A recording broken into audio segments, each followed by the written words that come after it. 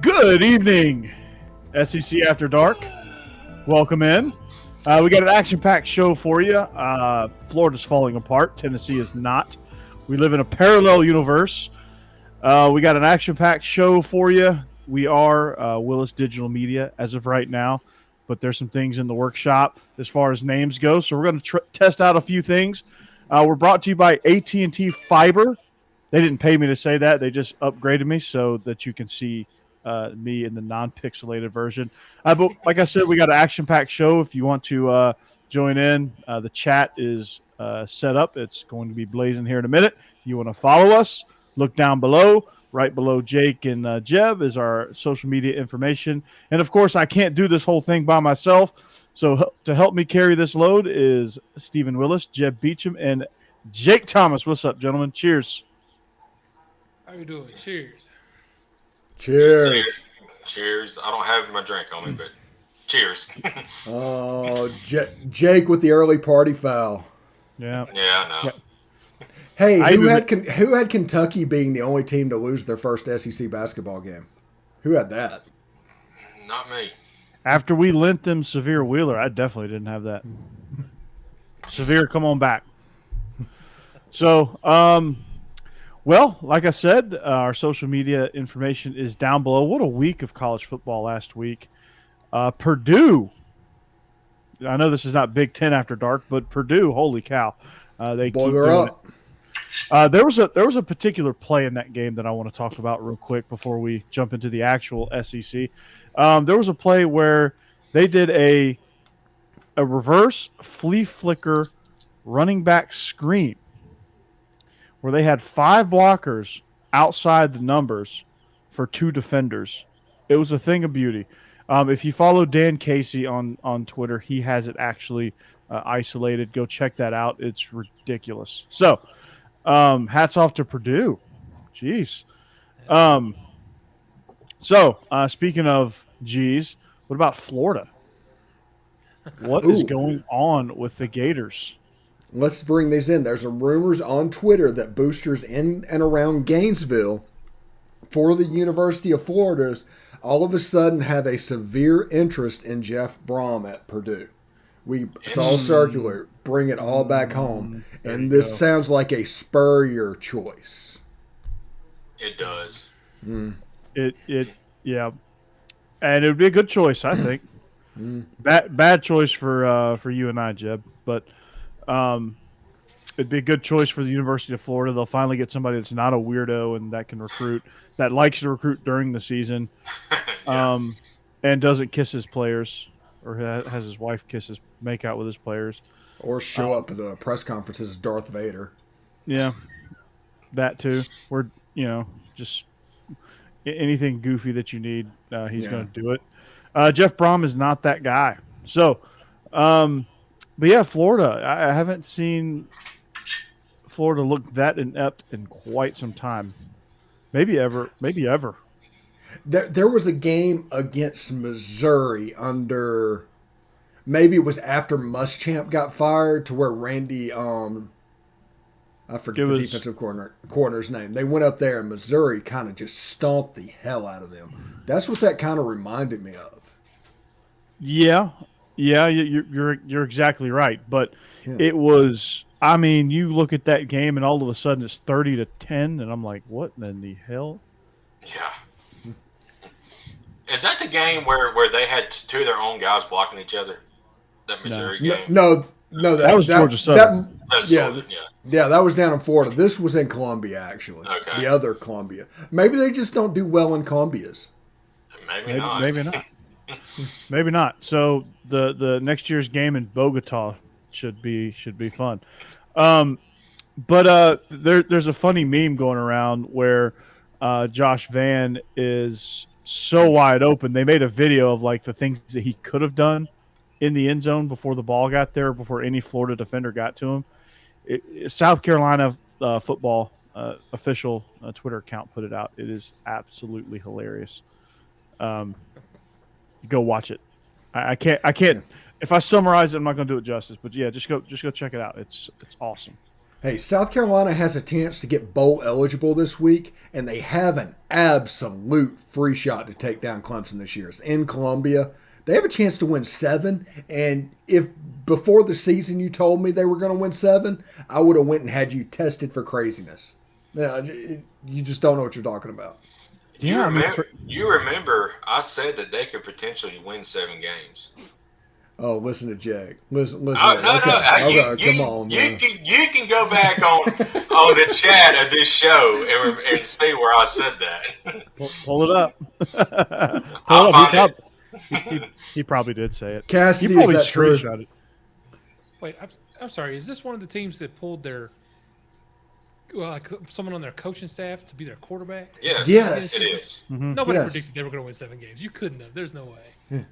Zeb's I would've dead, said baby. 5. Yeah, Zeb's Zeb is dead. gone. Zayab's dead.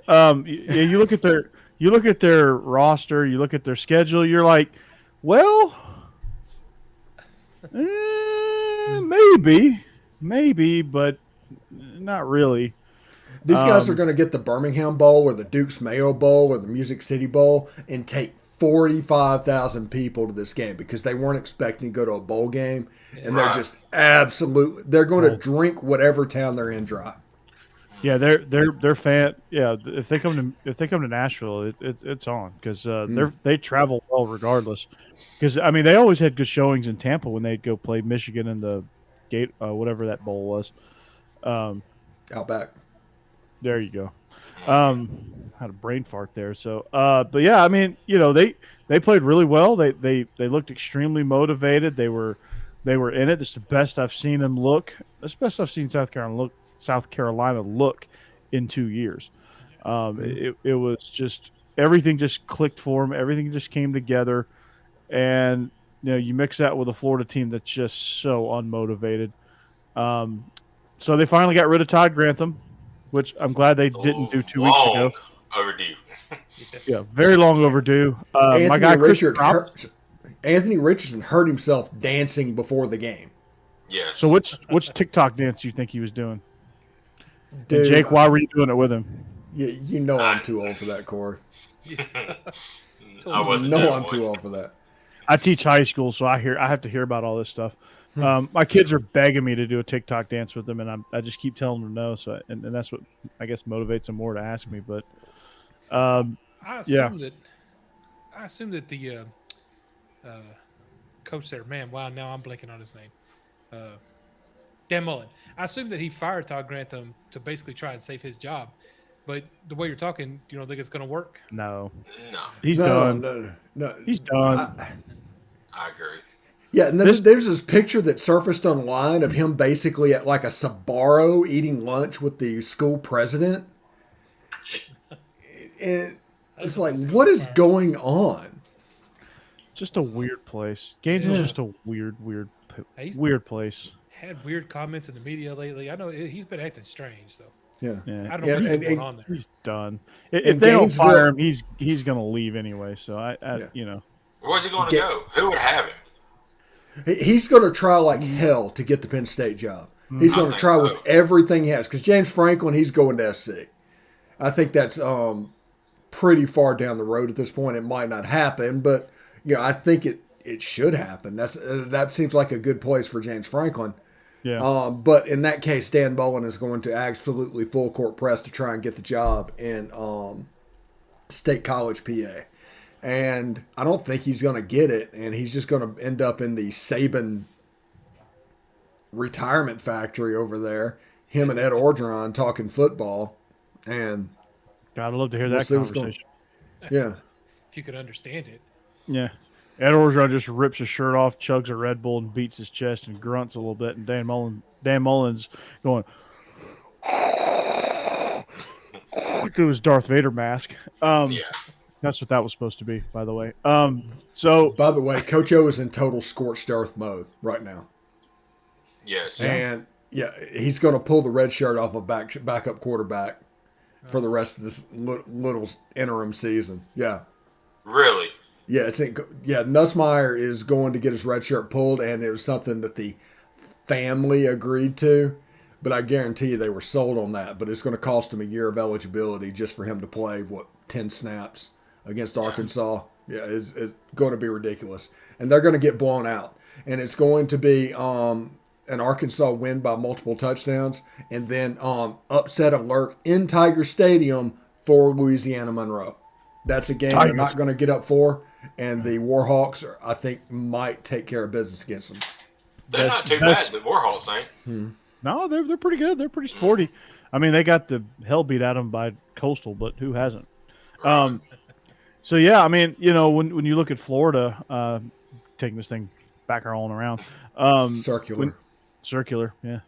When you look at Florida, Todd Grantham leaves. John Hevesy is another casualty, which makes me scratch my head because his position was the only one that was actually playing well. Yeah. The offensive line. They actually, they were tops in the country in rushing and yards per carry and things like that. And so you fired John Hevesy? That doesn't make any sense. But I guess you had to fire somebody. I don't know. It's weird down there. But one guy leaves, Todd Grantham, and Christian Robinson, who's a grinder.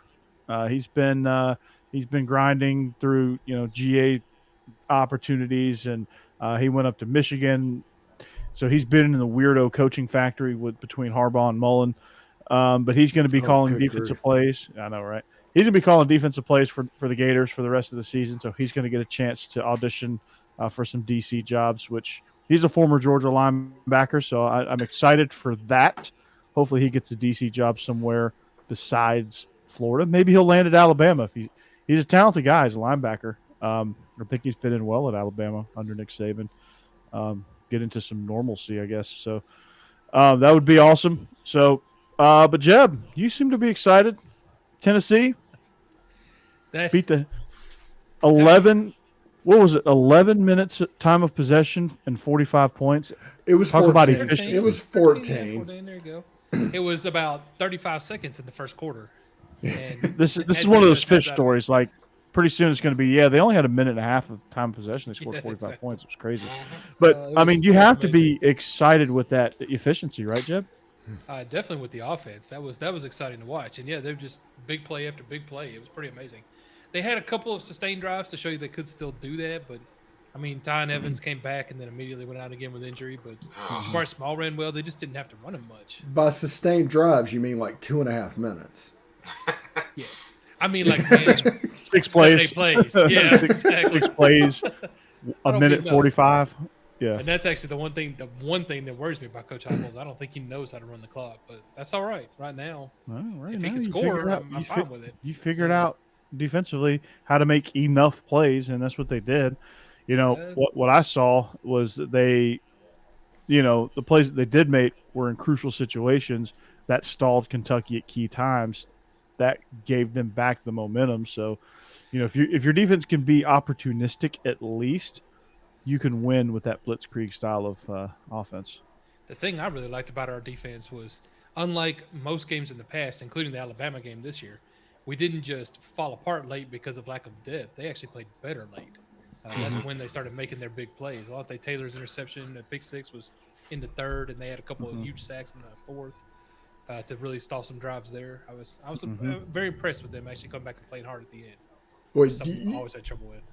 Do you from Madden and NCAA and all those, the engage 8 defense where 8 players blitz and there's 3 players in zone defense? They started doing that to Kenny Trill or Will Levis or whatever his name is, and that's the reason Tennessee won the game. If Tennessee would have just tried to play defense, they might have been in trouble. But the fact that they just said, screw it, let's just send everybody. Let's see if he can pick out an open receiver. Somebody's going to be open every play, and we don't think he can find him. And that's exactly what they did, and confidence started building with that defensive group to where that last drive, I didn't expect Kentucky to score, even though they had 600 yards of offense and 46 minutes of time of possession. I didn't expect them to put him in the end zone. Right. No, I didn't either. Yeah.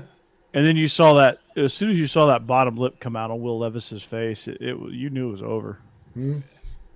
Yeah, I didn't get to watch any of that game because Alabama was in a freaking dog. That shouldn't have never happened. But anyway, So I didn't get to That was enjoy. LSU's Super Bowl. I mean, Right. the players Yeah. got up for that one, Yeah. and coaching really, that was one of those games. Coaching really didn't matter. The players were going to play their ass off to beat Alabama because that's their Yes. Super Bowl. So I had tank. I had to watch every single second of the Alabama game. So I didn't get to see that. So I was keeping up on Steven's Twitter. He kept on saying Tennessee has so and so many points for like 5 minutes of possession. I'm like, what? Hang on a second. I'm like, oh my gosh. Yeah, I started doing that third quarter. And it was like Tennessee's going to win this game with like 10 minutes of time of possession. It'd be a complete anomaly thing. Oh, by the way, Hendon Hooker right now is the SEC Offensive Player of the Year. He's. I don't think anybody can argue with that. He's just playing very, very well at this point. If N'Kobe Dean scores any more touchdowns, he might be SEC Offensive Player of the Year. Dude, talking about N'Kobe Dean, I mean, I think it was a Florida game. I got to watch pretty much all that game, and if I remember correctly, they ran a running back out wide. I mean, past the wide receiver. He lined up on him and intercepted for pick six. I mean, he threw for a linebacker, that dude's got speed. For a Mike linebacker. Yeah. I mean, he's a Mike linebacker. Who's the guy at Chicago that played linebacker for you guys and Roquan. the last time? Roquan. Yeah, He's another Roquan. That's what he is. I thought Roquan was as good like. as he was good. Yeah. And then you get N'Kobe that can do the same thing, and he might be a little bit of a Mike linebacker with Will linebacker speed. That was his biggest comparison coming out of high school. Actually, that was his comp. So it makes sense. Okay. But yeah, he showed the world that even against a Mike linebacker, you cannot throw a hitch late to the numbers, or that thing's going to get picked and housed, and it did. So this weekend's scary though. It is Georgia. Yeah, if I'm Georgia, I'd be scared. Well, let's before we get to that, let's talk a little bit about that Mississippi State Arkansas game. If Mississippi State has a kicker, maybe we're talking about something different. But that was an entertaining game. It was very back and forth. It was the Ole Miss Arkansas game essentially, except they got the touchdown on the 2-point conversion at the end as opposed to missing it because the fourth quarter was just as wild as the Ole Miss game. It was up and down the field for both guys, and Mississippi State couldn't slow it down enough. That's the amazing part of this. Everybody thinks the air raid and they see Mississippi State and they assume they're a no-huddle tempo team. No, they are a play-it-slow team, and they will take the checkdowns, and they're very methodical with what they do. But they weren't able to slow it down enough, and Arkansas was able to take care of business. Yeah, I got you, Jeff. There you go. Thank you. He's got Tennessee on the brain. Just watching the game, I was like, man, this is like a freaking air raid clinic, man. This is the Briles version versus the OG, man. This is like Pupil versus Yoda. And Will Rogers is good, man. He's going to be Gardner Minshew by the time he's a senior. He's legit, and I keep telling people that. We did our SEC preview on Illegal Motion, which is another podcast that I do. It's more of a national podcast. We talked about SEC, and I was talking to two Big Ten guys, and they were like, "Yeah, Mississippi State's garbage. They're going to finish dead last. It's not even going to be close." And I said, watch Will Rogers. Watch out for him. He can sling it." And they didn't believe me. And here we go. Here we are. I think last week or something like that, it was 35 or 39 or some ridiculousness. Yeah. Dude, just a baller, man. I mean, he picked up on that offense very, very quickly, and the nuances of the air raid system are all based on grass reads and wide receiver sight adjustments. And if you can master that as a quarterback in the air raid offense, you're going to be more like Gardner Minshew and Luke Falk and like Graham Harrell and those guys that really excelled at this offense. Those guys are smart, accurate passers that can make side adjustments in a half a second. So it's that's kind of what it's predicated on, and they did a really good job of that. And I'm impressed with Will Rogers. I seem to be amazed with what he does each and every week. I shouldn't be, because this is kind of the norm now, but it still just amazes me what he can do. Yeah. Yeah, if he Go had ahead. some dudes on the outside, Mississippi State could be dangerous. But it's basically Mackay Polk and a bunch of dudes on the outside. You know, Yeah, it they're doesn't young. really matter. Yeah, they're This was young. inexperience. This is That's something inexperience. that recruiting is going to have to Mhm. fix. But Will Rogers is absolutely the guy moving forward in that offense. And I say that, look behind me. I mean, Yeah. yeah, And I'll say this. We're looking ahead a little bit, and we'll talk more about it in our pick section. But if this game was being played this week at Mississippi State, I think Mississippi State could pull the upset against Auburn. But with it being at Jordan Hare, I just think that voodoo is going to be too much for him. Hmm. Yeah, I'm right there with you, Jake, and we'll get into that. But let's jump into this week because there's several big games on the docket. A&M, Ole Miss, Georgia, Tennessee, Mississippi State, Auburn, just to Kentucky name a few. Vanderbilt. Kentucky Vanderbilt. That's going to be a barn burner here in Nashville. But let's start with Tennessee. One of the things that stood out to me in the preparation, you listen to the coaches in their press conferences, and usually it's coach speak, yada yada yada, this that and the other. But Kirby was very upfront in how he talked about how he prepared for Tennessee. He prepared like he prepares for the triple option because what Tennessee does is vastly different than what the rest of the world does. That it takes dedicated periods throughout the bye week and throughout the season to do this. And he said that they would have tempo periods just to prepare for what Tennessee does. And they kind of treat it like they treated the triple option, where 15 minutes a day in the spring and training camp and bye week, they had 2-3 periods dedicated to stopping that particular thing. Now they're doing the same thing with the tempo. So, obviously they're going to be ready, but can you truly be ready for that? I don't know. But this is going to be a game where it's going to be tight for a long time because Georgia's off. This is going to put a little pressure on Todd Monken, really, to kind of have to match score for score until that depth takes over, right? Until those guys get tired of blocking Jordan Davis and Kobe Dean and Nolan Smith and what would have been Adam Anderson, but whoever's in there for Adam Anderson, Devontae Wyatt, those guys are going. Those guys are going to eventually get tired of blocking those guys, and depth's going to take over. And to me, Georgia's got to be in the game when that happens so that they can take over and win it. If they're not, if they let Tennessee kind of get a lot of momentum, that's going to be tough to stop. Yeah, when it comes to Tennessee, I think that they need to run a series, same as Ole Miss. They need to run a bunch of jet sweeps. They need to run outside zones. They need to run some bubbles. They need to do whatever they can to make Georgia's defensive line pursue. Basically, it just becomes a game of pursuit drill. And Tennessee probably doesn't need to try and score every play, because they need to wear that defensive line out a little bit, or to look more like Alabama did, to where the worst thing Tennessee could be in was 2nd and 2, because they just couldn't handle the defensive line of Alabama. Well, Georgia's got to do better tackling in space too. I mean, this was probably the Missouri game was probably their worst tackling game, and a lot of it's probably because it's Missouri and they're not really focused. It was a noon game. They kind of got off to a slow start, but what Tennessee forces you to do also is tackle in space and create mismatches in space with what they do in the screen game. And if Georgia's DBs and edge guys can stop those jet sweeps and force those jet sweeps to kind of slow down a little bit, then they'll be okay. And if they can tackle in space, they preserve the defensive line. So one of the things that Alabama didn't do well early was they didn't tackle in space, so they had to commit more guys downhill, which left guys open over the top. And once Alabama figured that out, then they were able to take over that game and win it. But, I think Georgia's going to have to, they're going to have to be on their A game as far as tackling. So if they're not, it could potentially be a long day or long afternoon, I should say.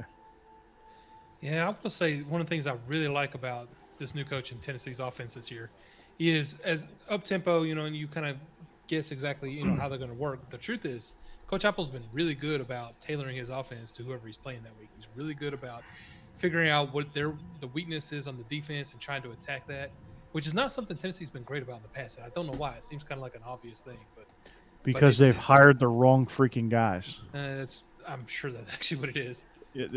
Jeremy Pruitt ain't doing that. It has happened in a while. Lane Kiffin probably would have been good at that. He didn't stick around long enough to find out, but no, I really like that. The problem is when you look at Georgia this week, there's just not a lot of weaknesses there to attack. I know there's some areas that aren't as strong as others, but they're all really good. So I don't know. I think Tennessee will play a great game. I really am excited for this one, which is something at the beginning of the season I would not have think I would be saying at this point in the season. But at the same time, I don't see them scoring that much against Georgia. I mean, how much have you given up this year in any game? 13? Is that the max? I think. Yeah, that's the biggest output. 13. I think we can break 13. I don't think we're going to break 24 at all. Yeah, that'd be quadruple the season average of 6.6. So, I am interested to see kind of how Georgia comes out in the first series defensively against Tennessee. How do they kind of play it? Do they kind of play everything in front of them and make Tennessee drive it, which Tennessee doesn't want to do. Tennessee wants to live on big plays. Can Tennessee be patient enough to take quick game and march down the field? I don't know. I don't know if they can be. I don't know if they have the depth to be. One thing is, Tennessee doesn't want to wear themselves out trying to get these 10, 12, 13 play drives. They're not built for that. They're built to strike you quick, get momentum, and get some confidence, which they have a lot of. They have plenty of. So I'm interested to kind of see that. I'm interested to see Georgia's offense. Can they continue to roll and control the ball? I mean, if there's ever a ground and pound, if this is ever a Kirby game, this is the Kirby game. Control the clock, control the rock, and drive the ball down the field and not stall out. So this is going to be a game where I think JT Daniels is going to be vital to the game plan. He's got to factor in because, I just don't think you can run Stetson around all the time, and I just don't think he's still enough of a threat vertically. And he hit one last week, but I still just don't think, especially on the road, that he's enough of a vertical threat to push the ball down the field that Tennessee's really going to be worried about. If JT's in there, they're going to be worried about him hitting some deep balls. So I'm interested to see what they do with that and how they factor in JT Daniels, if they factor in JT Daniels. Corey, I don't think you're going to have to worry about I think I got it figured out. Kirby's not going to play JT Daniels until the second half of the SEC championship game. Because Alabama's used to putting in a second-string quarterback in the second half and beating him. So I think that's what he's doing. He's just waiting to beat Saban in his own game, right? Yeah. Right. I love it. But Alabama's got to get there first. We're going out on 7 YouTube channels tonight. Awesome. I just noticed that. Yeah, 7 YouTube channels. Including mine, Believe in Dogs, so that's good. Awesome. That's pretty good, man. If you want us to go out on your YouTube channel, if you are not one of the 7 and you want to be, let us know, man. We'll definitely send you that pair link. And if you want to be part of the show, if you want your logo floating around in here somewhere, or if you want me to talk about how your product is great or your service is great, or if you want me to drink your beverage, I will do so. Just let us know. Join in. Sponsor us. We'd love to have you. But I think, Georgia, Tennessee, it's going to be interesting, and we'll talk more about it. I'll give you my final verdict in the picks. But let's take a look at, Ole Miss A&M. This is a game. College Game Day is going to be there. It's in Oxford, which is interesting. Matt Corral is a little bit more healthy. I don't know if he's a fully 100%, but to me, Steve, you've got to figure out a way to not have to run him so much. And they do have that in their offense. I know it. I've seen it. We've broke it down. If you really want to see the origins of Willis Digital Media, go check out Offense to Boot Camp on the very, very beginnings of our channel. You'll see the depths of Lane Kiffin's offense and what he brings to the table. He's got to figure out a way to not have to run Matt Corral into the ground. How are they going to do that, Steve? Well, this week is real similar to what Tennessee's game plan needs to be against Georgia. They need to run a bunch of jet sweeps. They need to run a bunch of outside zones. They need to do things to make Texas A&M's defensive line pursue. You need to get them tired and heavy duty tempo. Do this over and over again, make them tired, and you can open up what needs to be done in your offense. Matt Corral, I think, will be a little bit better than last week. He looked pretty good last week, honestly. And if he looks good, I think Dontario Drummond could be back. So that's 2 out of our 3 starting wide receivers. If that starts to come back and the offense starts to look the way it looked in the beginning of the year, then all of a sudden Ole Miss is kind of a different animal. And A&M's defense is really good. But this is Zach Calzada's first real road game. That's hard to believe, but they went to Missouri and played in front of a high school crowd, and they played a neutral site game against Arkansas and Arlington. And so this will be his first hostile environment. Yeah, I think he went to Colorado as well, and that was in Miles Stadium. Colorado. So, but the comments now, people are starting to jump in a little bit. Cassidy's talking about basketball. We can talk about basketball later. But Alabama did have a packed house. They got some rings, got some jewelry last night. Cassidy also says, maybe y'all got some mustard to throw. We're going back to the Georgia game for a second. Justin Riley says, do you risk disrupting the flow of the offense by taking out Stetson? Seems like UG offense has rhythm with him, even though it's not flashy. Obviously, no. Yeah, they do have rhythm. But, I mean, you could kind of tell where the points are as far as taking him out. If he's red hot, obviously, no. But I think they're seasoned enough to know at what points that it's good and it's okay to insert JT, or maybe they flip the script and start JT. I don't know. The goal is to win the national championship. Stetson Bennett can win the next few games and get to the SEC championship, and they may be able to pull out a win against Alabama. But to get to that Final Four, it's about those final 2 games. And who gives you the best chance to win? JT Daniels gives you the best chance to win. So it's all about getting him ready. But Adrian, now going back on topic, Adrian, which Ole Miss receiver will get over 100 yards this week, if any, Steve? John Rice Plumlee in the slot, because as the aforementioned jet sweep game that is completed as a forward pass. John Rice Plumlee went over 100 yards last week, and I think he's going to do that this week again. Yeah, and then also put the offensive load on Snoop Connor. Let it ride, man. So that's also good. But yeah, I think when you look at A&M, I mean, yeah, their defensive line's formidable, but again, just getting those guys on the move and getting the ball out on the perimeter, forcing those guys to tackle. Those corners don't want to tackle. No corner wants to tackle, really, except Keely Ringo. That guy will tackle, sometimes a little too much. But I think when you can get the ball out there and force those guys to really be the big time playmakers of the defense, some things can happen for you. And I think just getting that thing going out on the perimeter is going to be the key to this game.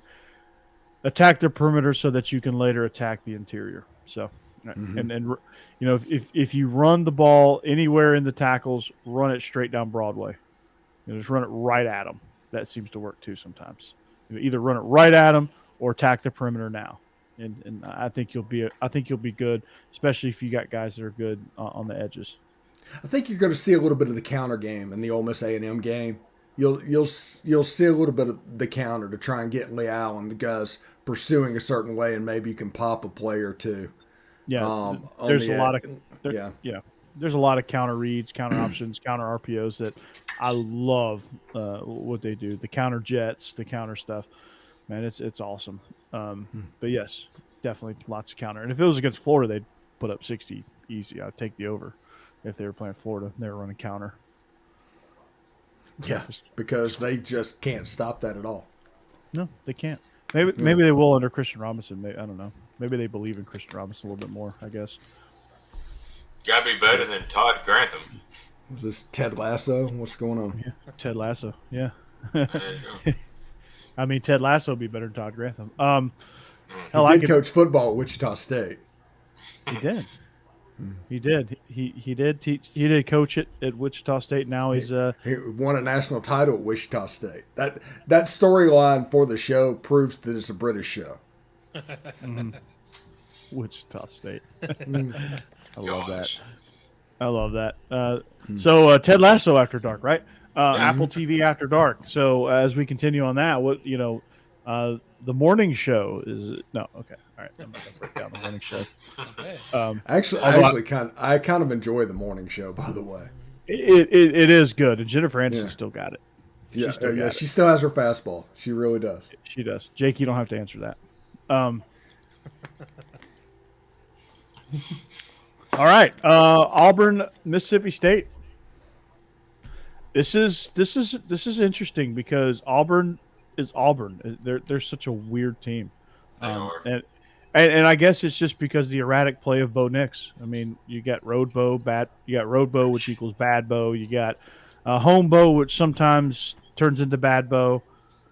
Just do good Bo, bad Bo. We did that in 2014. Beat Alabama with it. It's good Bo, bad Bo. It's a little more complicated. Like good Bo can turn into bad Bo real quick, and bad Bo can turn back into good Bo. It's almost like maybe erratic Bo, maybe. Yeah. Something I don't know. Schizophrenic Bo. Jekyll and Hyde. It's watching Bo Nix play quarterback is like watching that final scene in Miss Doubtfire where like he's running back and forth and changing and all of a sudden he like blows his cover because he just got too drunk. And it's kind of like that. And how much do I get for a Miss Doubtfire reference? Mrs. Doubtfire reference. Mrs. Doubtfire After Dark, Paramount After Dark, or whatever it is. I dug deep for that one. All right. You did. See, now I'm almost to the bottom of this glass, so that could. There you go. Yeah. But talking about this game, or actually, I was going to talk about the Auburn game last week, but I was screaming there, especially in the third and fourth quarter. I was like, put in JT Finley. I mean, Bo's not doing nothing. They're having no success on offense. What do you got to lose? Just see what Finley can do. And they just didn't ride with him. They just stayed with Bo and lost big. It was ugly. The entire game was. How do you have 19 carries between your two best players, Tavius Hunter and Bigsby? 19 carries between them. Yeah, and asinine. I think Auburn fell a little bit into the trap, or Brian Harsin did, of we do what we do. That was kind of what got them beat, and they didn't do anything differently. They didn't attack the perimeter. They kind of just did what they did, and A&M that just played directly into their hands. I mean, that was like, watching that game reminded me of kind of what Mike Bobo was early on in his career as an offensive coordinator, where he was very systematic, very much by the play sheet. He stuck to the situations. When you really you lost the feel of the game because, you're looking down at your play card or your play poster, which some of these guys have, which I don't understand. I love Mike Leach. That his play sheet is this. This is small. His play sheet. Right. And we don't even know that there are any plays written on it. He might just be holding it for show. It could be notes for screw ups. It's like, okay. He's got a picture of Bigfoot on it, probably. It could be his ranking of something random for the post game comments. I don't know. It could be anything on that little play. Probably a ranking of pirate ships. And where would the Black Pearl go on his ranking of pirate ships? If we ever have him, we have to ask him that. So write that down. Yeah. But watching treasure chest. Exactly.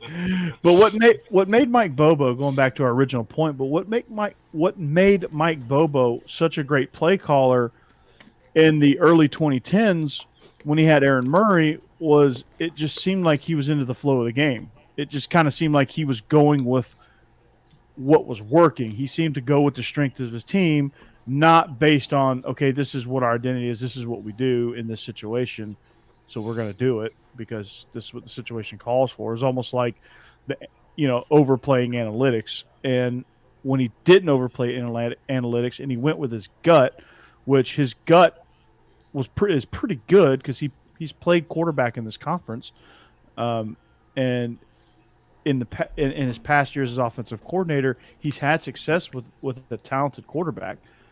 So, where's your instincts? I didn't see any instincts. I just saw him looking down at a sheet and going, "Okay, it's 3rd and 8. I will pick this play on 3rd and 8. Call that play."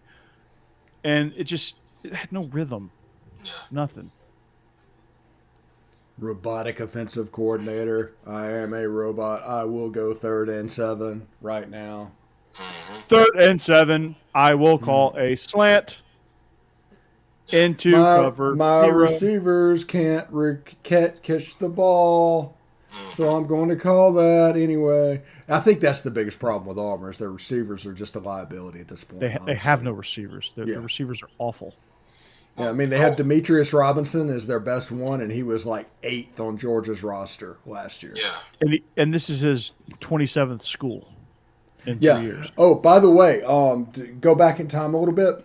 Love Demetrius, though. Jalen Jones for Ole Miss got an interception against Liberty last weekend. The fun fact about Jalen Jones is he was recruited in Hugh Freeze's last class at Ole Miss. Oh, wow. Yeah. Yeah. But he's on the Matt Jones program apparently to just spend a decade in the conference. Van Wilder. Even more mover. So maybe his hands are tied with Bo Nix. Bobo is limited. Yeah, but his hands aren't tied with Tank Bixby. No. And Jarquez Hunter. His hands aren't tied with those two. Auburn limited the touches because they were scared of A&M's D-line. And they shouldn't have been. They had some success running the ball. I mean, but you got to almost be stubborn with it, though, Steve. Yeah, exactly. It doesn't matter if it works. Do it over and over again. 1 play out of 3 needs to be a running play designed to make that defensive line run. If not, you're just playing into their hands. If you let those guys pin their ears back and come after you, it's over. They're better at pass rushing than they are at run stopping. Yeah. And Auburn did not exploit that whatsoever. It gets the defense like that. Quarterback run game comes into the equation, and Bo Nix just couldn't do that. I don't know why. He stripped himself on a play, caused his own fumble. It was remarkable. Yeah. His hands aren't tied because of Bo Nix. He's got other options. Like, you shouldn't have to put the game in the hands of Bo Nix ever. Bo Nix should just be somebody that makes a play here and there, which is what he's good at. Like when those two guys get going in the run game, Bo Nix doesn't have to have that pressure, and Bo Nix could just sit back and play. And that's what he does best. And this might be something that's a little bit too old for maybe all of y'all except for me. Who knows? But which would you rather have playing quarterback? I'm loading up on old jokes. Which would you rather have at quarterback for Auburn, Bo Nix or Patrick Nix? Yes. Yes. Because Patrick Nix was a serviceable quarterback. He wasn't special. Bo Nix can make the special plays, but he was consistent. He was a guy that I think he replaced maybe Ben Leard, who was or he might have been before that. But he was a decent little player. I'd rather have Patrick Nix. Bo just his brain is freaking scrambled. Yeah, I don't get it. Whatever it is with Bo Nix, as soon as there is pressure, he drops his eyes. He's no longer looking at the wide receiver. And Eric Curry's still in the mind of Patrick Nix. That's a good one. But yeah, he drops his eyes and he can't find the receivers again. Like, every now and then, he'll pick it up and see a tight end running across like against LSU, which that Auburn LSU game doesn't look like a big win anymore. No. It's really hard for Bo Nix, and who knows? Just who knows? I would rather have Patrick Nix. Yeah. And Justin Riley, the Justin Riley Network. It sounds so official. I love it. Bobo did the same thing with Hunter and Bixby as Bill O'Brien did with B-Rob and Roy Dell. Yeah. No, Bill O'Brien just Bill O'Brien. He has his own verb, so no. I see the connection, but Bill O'Brien is just he's just Bill O'Brien. Sorry, Jake. Yeah, sorry, Jake. No, you have two bad coordinators there in Alabama. It had to happen eventually. And listen, they still have a shot at the playoff. That's the amazing thing of how good of players that they actually have. Did you just go Jim Moore on us? Playoffs? Playoffs. Playoffs? But they still have a shot to get there, even though they are just the offensively with Bill O'Brien. I mean, it's just Bill O'Brien. It's just his own land that they're living in. They just, like I said, I'm sorry, Jack. No, Bama's I want to say one thing real quick. Real quick. Without Jamison Williams, this is a 3-loss team right now for Alabama. I was fixing to say, I say it every time that we do our podcast, but I thank Ohio State every day for giving us Jamison Williams. I mean, that I don't know. He's just a playmaker. That dude is special, man. I love watching him play. Mm-hmm. He is a special dude. But yeah, I mean, Alabama right now is just flying high on superior talent than Nick Saban. Like it's only being held together because of Nick Saban. And Ohio State is Purdue's next victim. Yep, Purdue's got him in their crosshairs, and I'm all for it. Purdue's up in the rankings now. Yeah, but maybe they should unrank Purdue because Ohio State needs to. Yeah. Go ahead, Jim. No. I wasn't saying anything about that. I do agree that, I mean, for Alabama, you change your coordinators every year. I mean, it's just what it is. They all go on to different jobs, getting head coaching jobs at different places. It can't be a winner every year. So, no. But as long as you've got Nick Saban and as long as you've got every 5-star you want, I don't think they've got too many problems. We might get Sarkisian back after his fiasco the first year. Did you see where this is kind of big SEC After Dark? Did you see where their D-line coach just dog cussed the entire team on the bus? Bo Davis. Bo Davis is the man, and he's probably a hero to Texas Longhorn fans right now. What's going on? Yeah, I mean, and also, how much of a snitch is the guy that recorded that audio and put it out? Yes. Oh my God. What a penny waste. They need to find that guy and get him off the team because he is actually holding Texas back. Wait. Did you just say penny waste? Yeah, it was. He's not wrong. Yeah, you're not wrong. Such weak sauce to do that. Penny oh waste. My God. I love that. Part of me thinks Bo Davis wanted that to be recorded. I don't think he's upset about that. I think he wanted that to get out. I agree, Justin. Hey. Yeah. Please bring Bo Davis back. Yes, they need something. Yeah, Alabama hiring Ole Miss's defensive line coach off of Wesley McGriff's staff. Yeah, that was going to be a good play, man. Yep. Yeah, I was as I was scrolling through the Bo Davis situation, Quan Cosby on Believing Horns Up or the Horns Up podcast or whatever that is. He said that the only thing he was disappointed at is that it was Bo Davis and not a player that was doing that. Yeah. Because if it's not a player, it's a problem. If it's a player, you have a little bit of hope. Yeah. Now your player was recording it and putting it out on the web, so. Yeah. Player was probably a kicker or a long snapper. Big 12 After Dark, real quick. If I'm an opponent that is coming up playing Texas, I'm going to tell my guys to let Texas get up 35 and just come back in the second half. Yeah. Because they cannot close the game out and save their lives. Definitely tell them not to worry about it if you get behind. So it's okay. And since we're doing Big 12 After Dark, Iowa State playing Oklahoma this weekend. Oklahoma could remember the good old days where they were ranked 9th in the playoff rankings because they might be about to free fall. Yes. Free falling. Now we're singing After Tom Dark. Petty After Dark. Yeah. Where I love this show. Yes. So speaking of picks, let's get into it. Picks. All right. Picks. We got some good ones on the docket this week. So I'm excited. Alabama has another conference game this week. New Mexico State comes in. This is the most ridiculous ridiculous spread I have ever seen in my life. And I'm just so used to typing Bama in there. I'm gonna go first. New Mexico State, because just with Bill O'Brien, I think Alabama's just going to struggle to score 52 points in general. So I'm going to take New Mexico State to cover that because all they got to do is kick a field goal and they probably cover it. So I'm going to take whatever New Mexico State is. Steve. Yeah, same thing. Too many points, essentially. 51.5 points. That's ridiculous. Yeah, New Mexico State, I think, is going to kick a field goal, like you said. Alabama's going to win 40-3.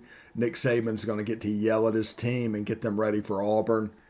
But it's going to be one of those type games. But this is a weird Alabama team. This is a weird team.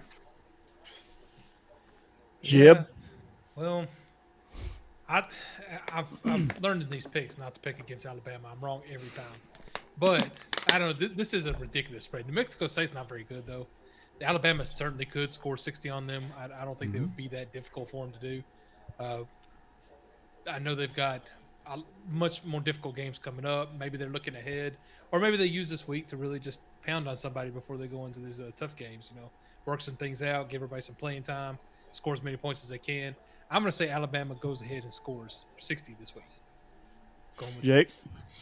I wish I could be as confident as you, Jeb, and I'm wearing the Alabama hat. But, I mean, that 20 points against that LSU team, I'm sorry.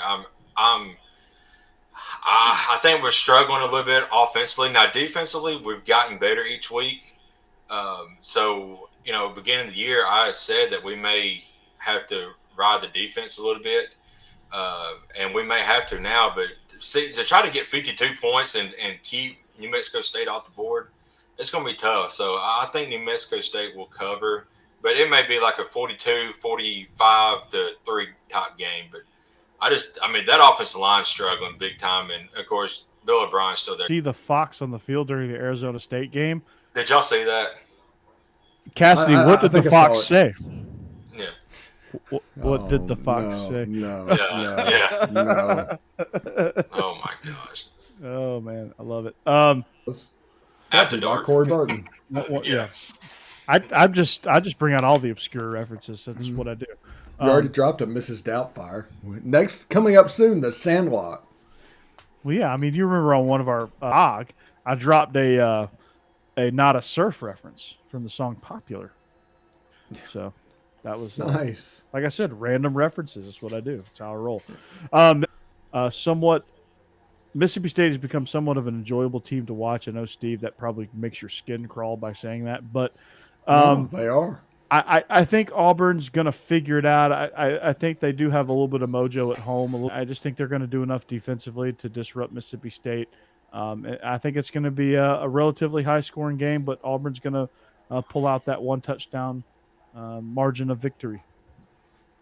Derek Mason made his bit of overlap between him and Mike Leach. Mm-hmm. So he's seen the air raid before. I'm going to go with Auburn based on that. Derek Mason with time to prepare is deadly. All right. Jib? Oh, can't hear Jib. Did you hit mute? The Auburn Mafia. No, there you go. I don't know what happened. That was completely technical difficulties. It had nothing to do with me. Anyway. Finally, it's not me that has the technical difficulties. Windows 95 Jeb. All right. Yeah, there we go. Hashtag. Got a problem with clicking things. Sorry. Anyway, no, I was going to say I didn't have much to add there anyway. I said I'm glad Mike Leach's system is starting to work because it is fun to watch. But I agree with you. I think Auburn's going to find a way to pull this out at home. Jake. Yeah, I think the issues last week, I think Harsin realizes he's got to feed, Hunter and Tank Bigsby. And, don't leave it up to, Bo Nix to try to make a play to win the game. But being at home, I think does give them a little bit of advantage. They may win by a touchdown, maybe by 10, but I'm taking Auburn. All right. The game we were talking about earlier, Georgia at Tennessee. I told you I'd give you my final verdict. Georgia favored by 20 on the road in Knoxville. This is going to be a raucous environment. The general rule so far is pick UGA and till they don't cover. So I'm gonna take UGA. This is probably the scariest pick that I've made for the dogs, but I do think they eventually. I do think they eventually break this thing open in the second half to cover the spread. Yeah. Tennessee has everything that gives a Kirby Smart defense trouble. They can do all of those things, including the quarterback run game. That being said, I'm taking Georgia in the points. I don't think Tennessee is going to score enough to win this for sure. But I don't know, with the spread being 20 and Tennessee actually playing as well as they are right now, I think they're kind of feeling it. They're going to come in and play well. The worry is that Georgia will just pull away in the end like Alabama did once Tennessee gets tired. But like I said, they proved last week that they could at least keep playing like they want to. They play hard, and I love that. So I'm going to say that they cover that spread and take Tennessee on the points with this one. Yeah, I agree, Jeb. Like you said, the fourth quarter of the Alabama game, they kind of got away from them. But last week, they bunked, they hunkered down and played really well in the fourth quarter. I think they're going to be up and ready for this game, especially being at Neyland. And, Georgia's got two things to worry about. I mean, that Tennessee offense is clicking, and the coaching staff and the players got to worry about getting hit with a mustard bottle during the game and a golf ball. So, I mean, there's two things they got to worry about. Yeah. So, I think Georgia may win by 18, 17, 18. I think Tennessee can keep it close to cover the spread. All righty then. South Carolina at Missouri. It is a pick 'em, which is going to lead me to pick the red-hot South Carolina Gamecocks. I think they're playing really, really well. They're just they play hard. They're not very talented, but they play hard, and they got a couple of pieces that gives them a chance. And I think Missouri, I'll admit, I completely whiffed on Missouri. Missouri is downright pitiful right now.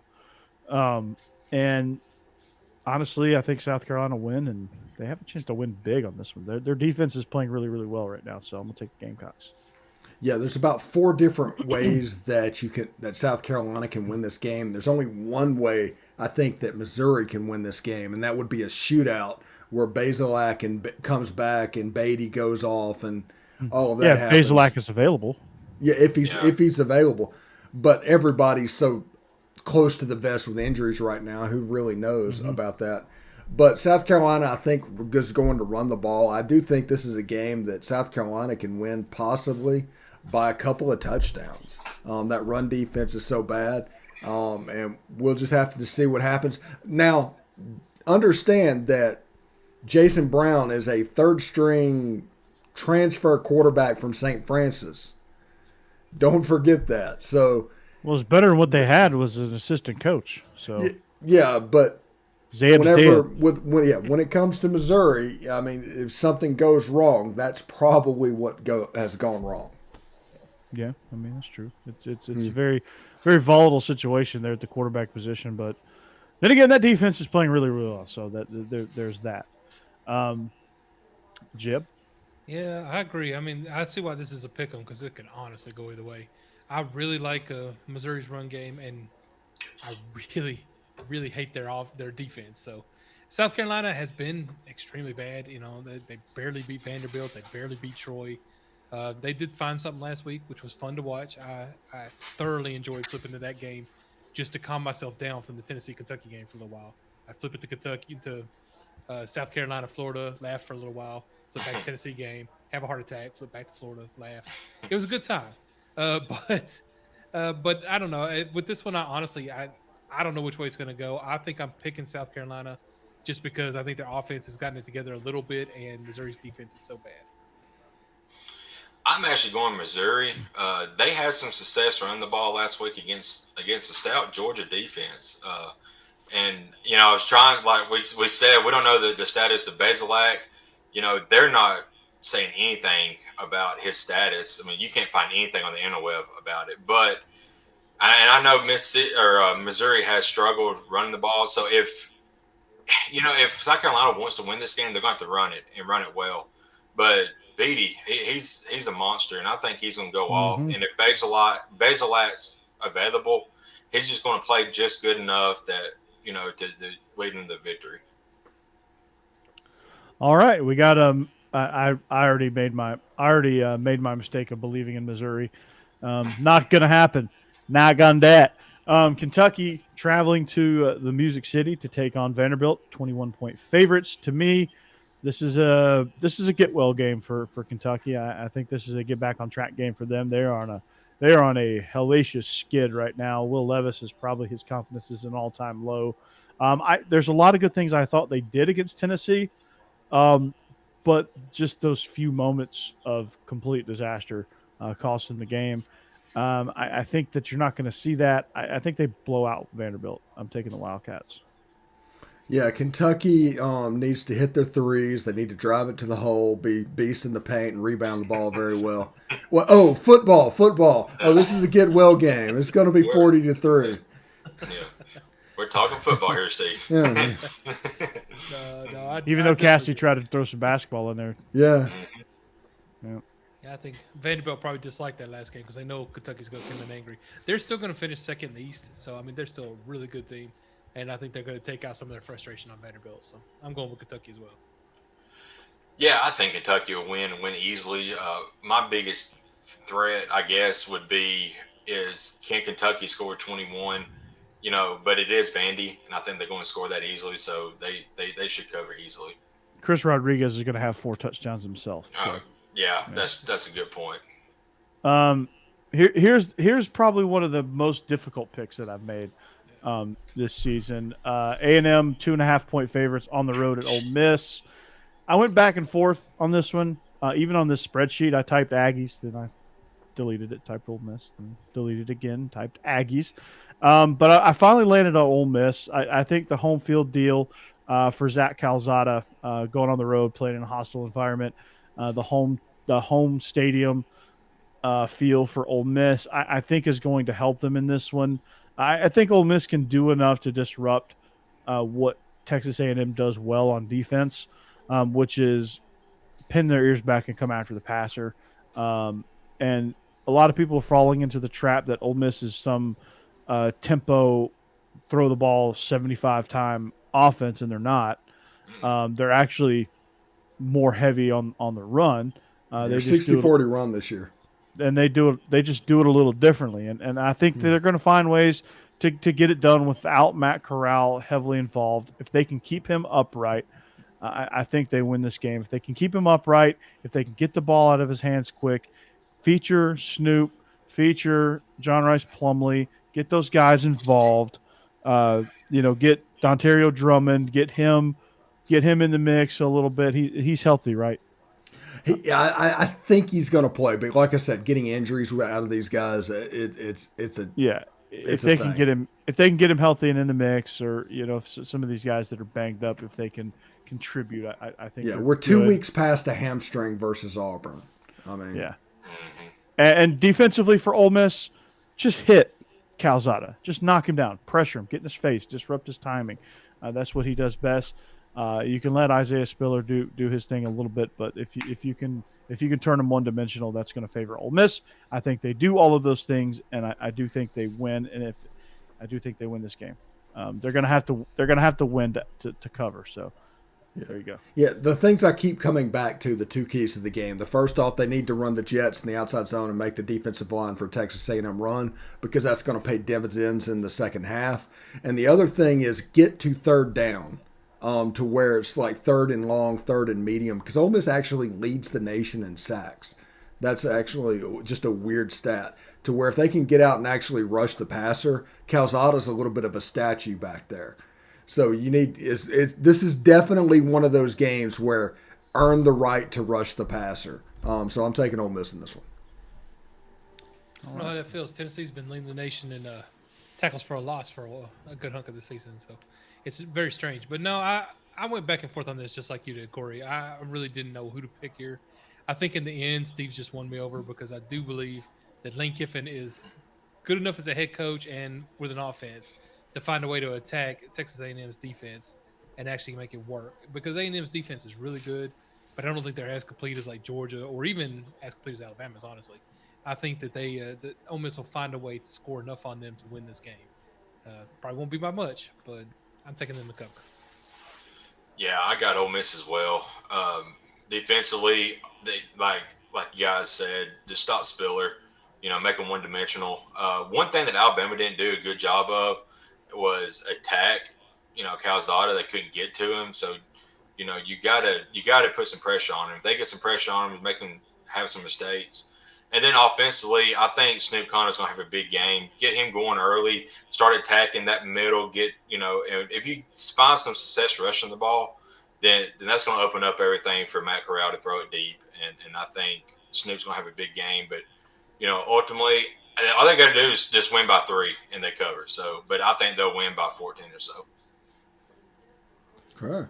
All right. So, all right. For time's sake, Arkansas at LSU. We all picked Arkansas, and I think we know why. So that was a clean sweep.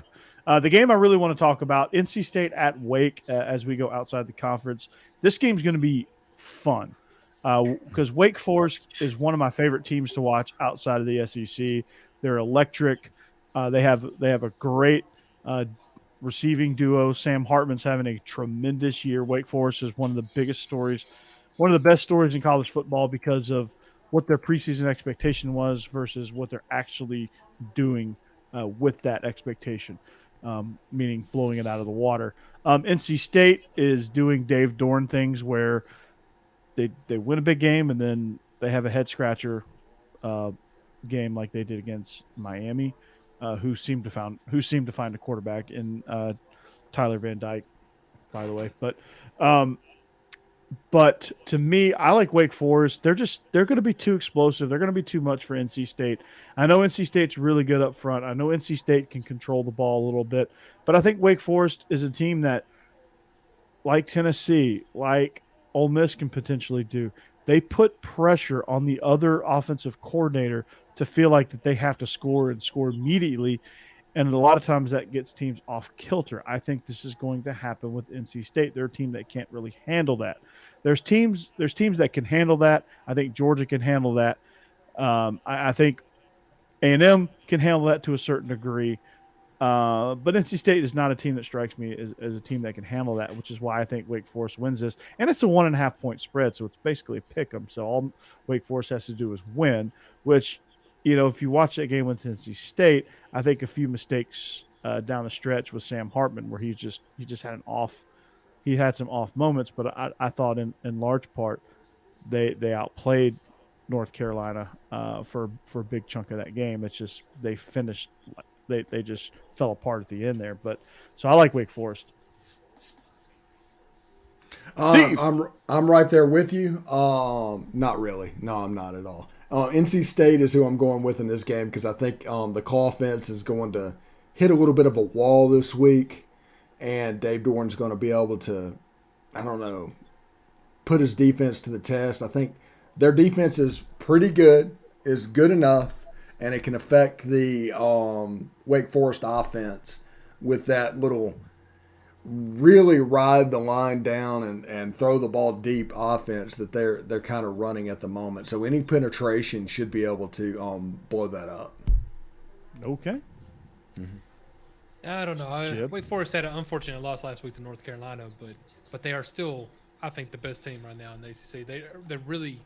I know North Carolina State's been playing really well too. This is actually another one of those games that if you told me about this early in the year, I don't think I'd have believed they were going to be this good.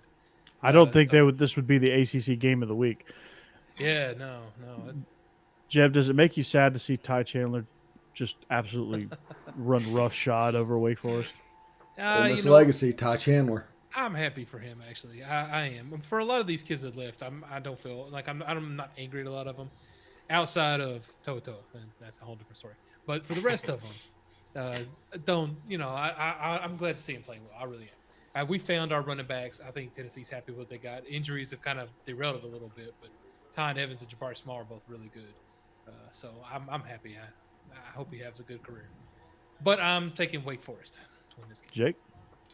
Yeah, I got Wake Forest as well. Be honest, I have not watched much of either of these teams. I did watch NC State against Mississippi State, and we all know how that turned out. And I think a lot of us had NC State in that game like I did. But I drank the Kool-Aid. yeah, but Wake Forest has looked really good, and like Jeff said, they're probably the best team in the ACC. So I think they're going to do enough to win this game this week. All right. Our next game is a conference game, sort of. Oklahoma, 5.5-point favorites as they travel to Waco to take on the Baylor Bears and Dave Aranda. To me, when I look at this game, I think I'm picking on what I want to happen and what I think could happen. But then again, some of the things that Oklahoma does really well, Baylor struggles with, like pass defense. They're 80th in the country in pass defense. So Baylor's really going to have a marked improvement in that area of their defense if they want to slow down Oklahoma. Caleb Williams is extremely talented. But then again, you look at this inexperience, especially inexperience on the road, it's a problem. They went to Kansas where it was a high school crowd, and then once Kansas was like actually beating Oklahoma, they just sent out a tweet saying, "Just come on to the stadium. You don't have to pay to get in. Just come on." Like, if you struggle in that environment, like Baylor's not an easy place to play. So I think that's kind of what's leading me to pick Baylor, just because a little bit of inexperience at that quarterback position. I'm not sure that he can handle that. I'm not sure Oklahoma, and quite frankly, to me, Oklahoma is just downright soft. They're just soft, just pure soft. And so I'm picking Baylor here. I think Baylor's the more physical team. I think Baylor's really good at home, and I really like what Dave Aranda's done. I just think they need a little more consistency with Baylor. I think they just need – this is going to be the game that's like, okay, here's Baylor. This is the future of the Big 12. Baylor. Steve. Yeah, and I'm with you. Baylor, I'm taking Baylor in this game. Oklahoma's a 5.5-point favorite. I think Baylor's going to win the game outright, honestly. Gary Bohannon is going to have a fantastic day against that, as you said, soft Oklahoma defense. And then you on the other side, Dave Aranda with time to prepare for an offense. He's going to surgically put some stuff together to get after a true freshman quarterback. Absolutely, Jeb. Now, I'm taking Baylor to get swept by the state of Oklahoma. I don't know. Baylor's really good, and they are. I don't know what happened last week with TCU, but TCU finally decided to take the shackles off their offense is what happened. Which probably was they finally said screw. When Gary Patterson left, they finally said screw it. Let's play offense, and that's what happened. Hey, real quick. Let's do some SWAC after dark. Real quick. Deion Sanders is apparently high up on the TCU list to replace Gary Patterson, and he's a actually legend in Dallas. He interviewed for the job already, and he has sat out the last 3 weeks because of surgery at Jackson State. And he might have the surgery, but if he's interviewing for another job while he's out for the head coach, that's a major red flag. Yeah, it is. I don't like that. Coach Prime. I don't like it. I like what you've done up to that point, but I don't like that. That doesn't sit well with me. Yeah. If that's true. I don't know if it's true, but if that's true. I'm going off of Football Scoop, so who knows? Right. Yeah, you never know at this point. Who can you trust? Yeah. I see all your rants about sports media, so I trust none of it. Yeah. We're not journalists, by the way. So if you call us journalists, we're entertainers. That's what we do. Yeah. The point is, Justin, if he interviewed for the TCU job, that's the problem. I'm not saying he didn't have surgery, but if he's unable to coach his team, if he's interviewing for another job, that's a problem. That's a major red flag. I hate to bring up some bad memories, but I mean, if Hugh Freeze can coach in a hospital gown in a hospital bed, I think the guy can get on crutches and coach his team. I mean, that's just my personal opinion, anyway. Hey, Bobby Bowden had a stool, didn't he? Yeah. Jake would know because he actually took the picture. yeah.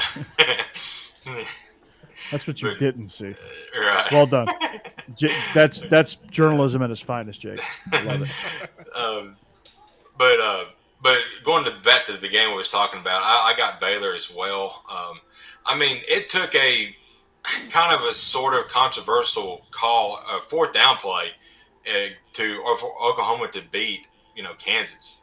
Like you guys said, a high school team pretty much. And Kansas only won, 2 games in the last 10 years, it seems like. So, and then they struggled, of course, against Texas. They had to come back against Texas. And I think Baylor is much better than Kansas and Texas. So, and it's at home. I think Oklahoma's going to struggle. And I got Baylor for the win. There's one word for that. Just soft. Just call it what it is. Soft. Soft. It's okay. Soft. They're soft. I think Charmin, Oklahoma will extra lose a game. fluffy. Yeah. Mm-hmm. I just don't know if it'll be this game or Oklahoma State, but I think they will lose at least one of them. They will. Yeah. Yeah. Speaking of a get well game, this game couldn't have come any sooner for Texas. After the bus fiasco, after listening to Bo Davis on the bus, I don't know. I'm ready to run through a wall. Rock, chalk, Jayhawk, KU. They're still about a decade away from winning more than 4 games. But they're only 2 years past beating Texas. Yeah, I love Lance Leopold, but that dude's got his hands full. Texas is 30.5-point favorites. It's a big spread. That's a big line, man. It is, but it's Kansas, so I'm going to take Texas here. I just think they're going to cover. Hopefully they're pissed off. Hopefully this is the game where they say, you know what, we're going to shake off all this weird Tom Herman stuff that they still got going on. I think, honestly, I think if they can purge the team a little bit of Tom Herman's guys, I think they can be a lot better of a program. And I think that's going to happen. And I think this is going to – it has 4 to. years. Yeah, it does. It will happen in 4 years. I think they're going to – I think you're going to see a surge at Texas State with former Texas transfers. But I think the Longhorns win, and I do think they cover as well. Let's see. The important thing to remember about Texas is there's no honeymoon period for that job.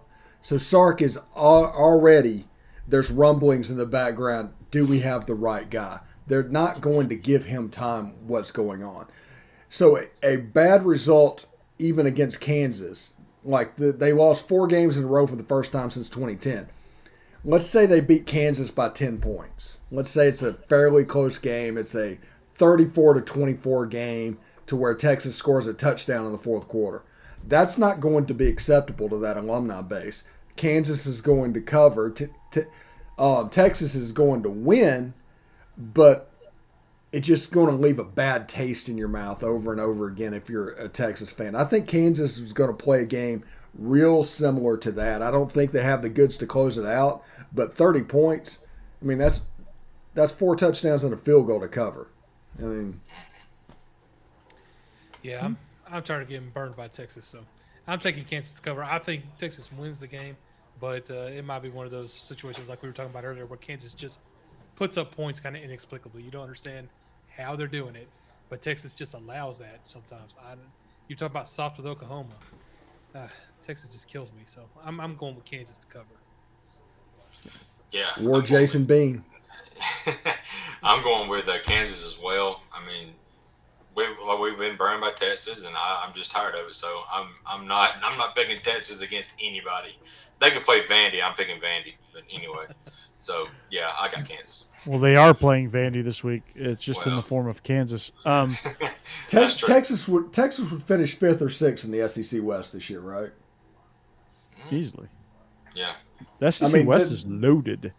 Yeah, except for LSU. If you take LSU out, it's 7th. So shit. No. LSU's under in any other conference. LSU's middle of the pack. Yeah. Even as bad as they're playing right now, they're middle of the pack.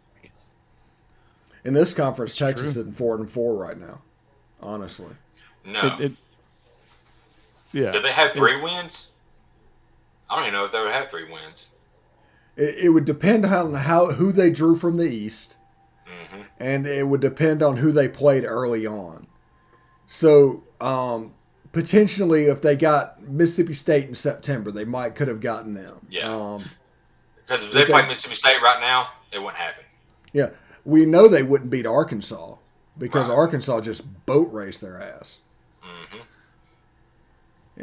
So- A&M would absolutely take care of them. Ole Miss would take care of them. Alabama would. I mean, Well, in that scenario, Alabama and Auburn's in the East. yeah, that's So- true. But LSU, it depends on if you got them late or if you got them early. If you got them early, you're probably not winning that game either. Yep. No, probably not. Yeah. That's when they still think they had a chance. But anyway, let's move on. We Yeah, digest. Purdue traveling to Ohio State. Ohio State is 20-point favorites at home. If I'm up, this is kind of like that Georgia-Tennessee game, except I think Purdue has the goods to possibly pull an upset here. But if they don't win, I still think they cover here. I like Boiler up. They're ranked 17th in the country now. Ohio State is in the crosshairs. They're just picking them off left and right here in the Big Ten. Love watching Purdue play. Love watching Jeff Brom coach. Or if you're a Florida administrator and you're listening to our show, Purdue sucks. Jeff Brom is terrible. He sucks. He should be out of coaching altogether. If you're not if a Florida administrator is not listening to the show, love Purdue. Jeff Brom is incredible. He's done a great job with limited roster there at Purdue. I think they cover at the very least, but I'm putting Ohio State on an upset alert here. Yeah, me as well. I really like Purdue in this game, and like you said, the ball coach has picked out Jeff Brom as somebody that likes to sling it around the yard, and he's been identified, and they're starting to sell the idea to the Florida people. So when Dan Mullen flames out, Jeff Brom's right there. You can just go to him and say, "Hey, Jeff, do you want $7.5 million a year and some of the greatest athletes in the country? Come on." When Dan Mullen flies the coop and thinks he can get an NFL job and doesn't. I don't think he could get a job with the Detroit Lions in the NFL right now, as bad as they are. Well, he Bama doesn't bite. offensive analyst. He doesn't bite kneecaps, so he definitely can't get that job. But I think he's a perfect fit for the Houston Texans. Yeah, because Dave Culley, he's not going past a year, that's for sure. So that's gonna do it for our picks. That's gonna do it for our show. We're gonna wrap this thing up. I just want to remind you, thank you for joining in on the chat, Justin Riley Network. Thanks for your input. Yes, Dion is not gonna. I'd be surprised if he left JSU. At this point, his sons are there. He's got so much invested there right now. I'd be surprised. I think he's kind of locked in on that as his kind of pet project, and I think the only one that can really legitimately pull him away is if Florida State came calling, which is possible. But I don't think they can afford to fire Mike Norvell.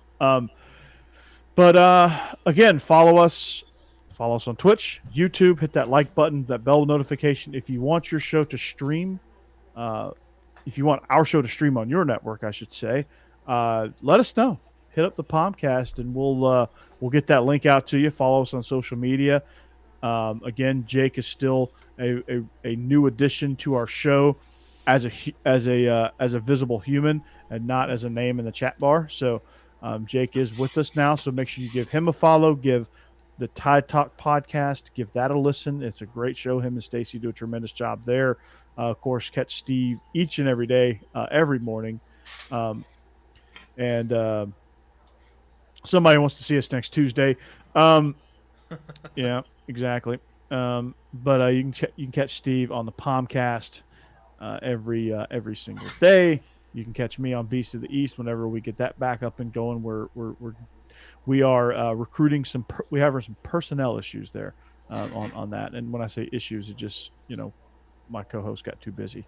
That's the gist of it. Catch me on Believe in Georgia Dogs with Israel we air every Friday morning, so you can catch that. And that's right, Beast in the mother East. There you go. That's what we do, man. We're Beast. But this is SEC After Dark. We are on Willis Digital Media.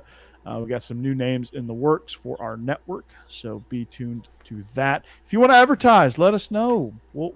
I'll be glad to wear the T-shirt of your company. I'll be glad to post it on my wall back there. I'll be glad to put it in my glass. if that's what it is, or wear it on my wrist, or wear a hat, or whatever it takes. Copenhagen, I'm your guy. Please hit me up. Traeger grills. I talk about things. I talk about things that I create on a Traeger grill all the time. So if you're There listening, you go. do it. And I'm definitely not afraid to look like a NASCAR vehicle here. So we'll do that. But for Stephen Willis, Jeb Beecham, and Jake Thomas, I am Corey Burton. This is the SEC After Dark. So long. Until next time, go Dogs.